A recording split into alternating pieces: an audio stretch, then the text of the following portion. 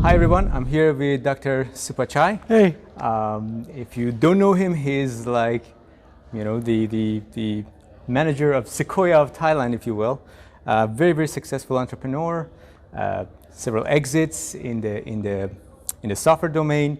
And we want to talk a little bit about, the Southeast Asia and how metaverse can change the game, especially for that market. So first of all, maybe tell a little bit about your story there and how is the ecosystem right now and how do you see it going forward?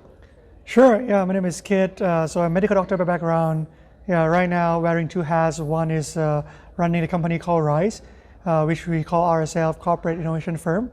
So we help around 400 firms across Southeast Asia, operating in Singapore, Malaysia, Indonesia, Thailand, to move them forward.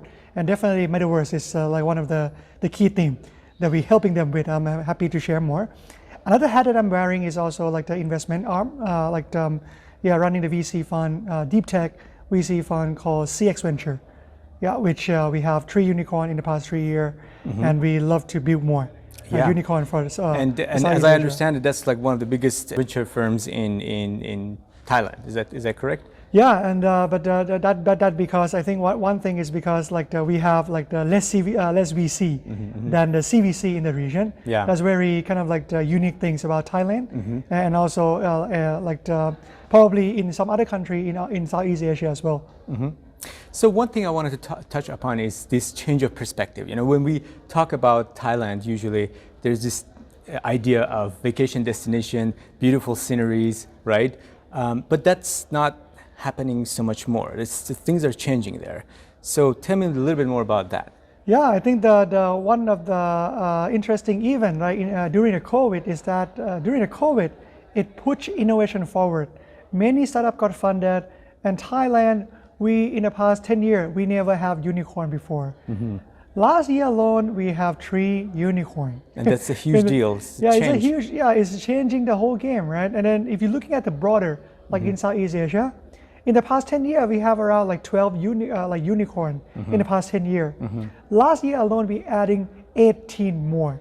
So that's how why everybody is looking at Southeast Asia as a hotbed right now. Right. Yeah, as Google project that that's going to be 300 billion US internet economy.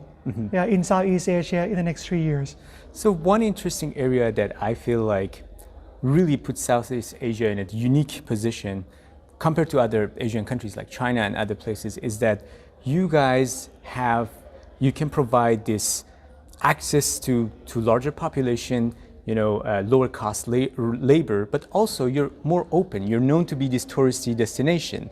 And so that's what I see also in if I'm not mistaken, Vietnam, where playing for pay or these video games are becoming exactly. It's becoming much more popular, and I think this is really something interesting that we haven't seen before. And with metaverse, it really opens that market for these new players in the region or users, whatever you want to call them.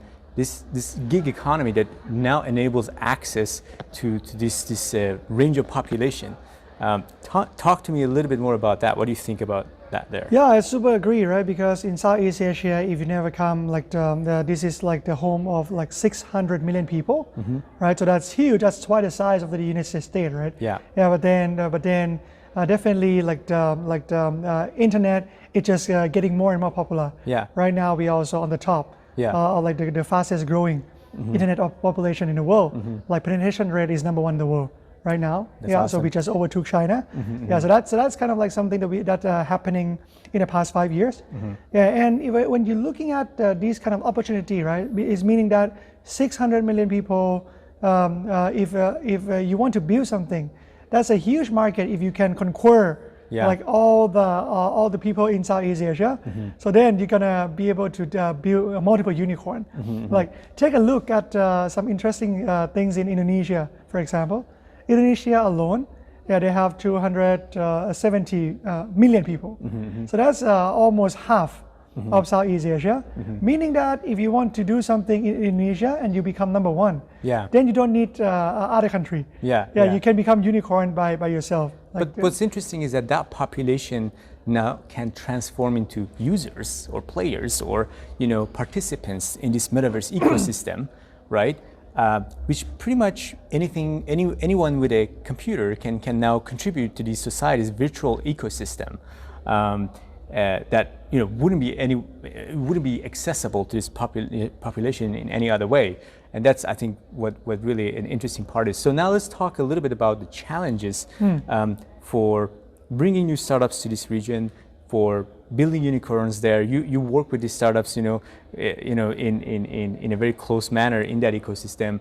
Tell me a little bit about the pain and the challenges there. Yeah, when we talk specifically about the metaverse, right? I think one thing that the first challenge that I saw is that there's too many platforms like budding now. Like let's say in Thailand, we have at least 5 platforms that want to become metaverse of Thailand, so that's to the user perspective, right?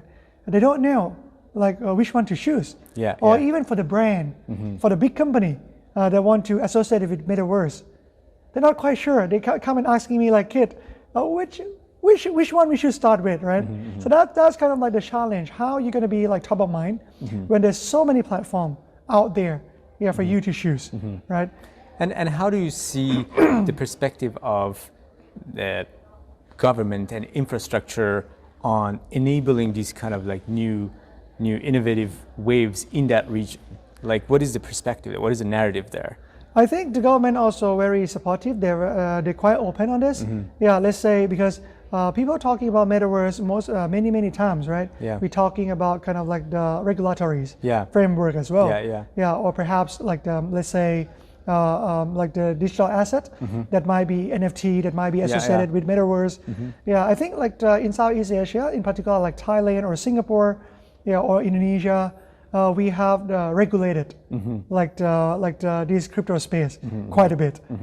So I think I don't worry much about the regulatory landscape over there, but more onto the number of platforms that I mentioned already. And also another point that I think is how to make it make sense for the consumer, right? Because here we are at Ecosystem 2030, right? One of the speaker 80, we just speak about metaverse is not about recreating things, but it's also about how to kind of augment it. The world that we already live in, right? So, what is your vision of the region? If you were given, all the resources, here's, hundreds of billions of dollars and manpower and everything, what is the vision of Dr. Supachai for Thailand and the region? I think this is my personal mission as well for RISE and CX Venture. We have only one goal, which is to help drive 1% of GDP for the whole Southeast Asia. It means to create millions of jobs here in the region, right? So that's so whatever, deep tech, metaverse, the blockchain, whatever it be able to help push the country and the region forward. We love to support that. We love to see it. So that's and then we want it to be, and we need to admit that in order to do that, we need to partner up. We cannot do it alone, right? And then let's say there's many companies that we partner up in the US, in Europe, and then we bring them to Southeast Asia. So that's how the world evolved. Because we need not only diversity, but also inclusion. Everybody. Completely agree. So one last thing, if you want to, tell the camera or the viewers, to reach out to you, who should reach out to you, and why? I think if you guys are doing anything about deep tech, blockchain, AI, biotech, food tech, in anywhere in the world, and you want to tap into Southeast Asia, reach out to me. We partner up, having the customer of 400 big corporate. Under our arms. So that's we're happy to bring you to them. So that's kind of the things that I would love to share as a final message. All right. So this is our time with Dr. Supachai here at Ecosystem 2030. So thank you so much, Dr. Supachai, for your time. Thanks a lot. Thanks a lot. True pleasure.